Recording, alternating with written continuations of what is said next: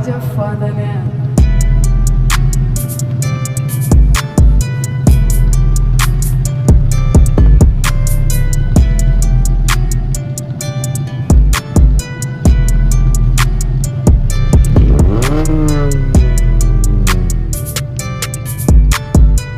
Yo, what's up guys? I'm going to be showing you how to make your Falcon go faster.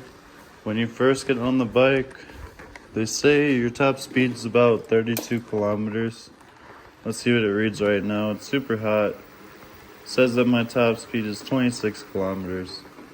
But if you start it, you have to pull the throttle all the way, then start it. And then slowly pull the brake and release it slowly. Slowly release the throttle.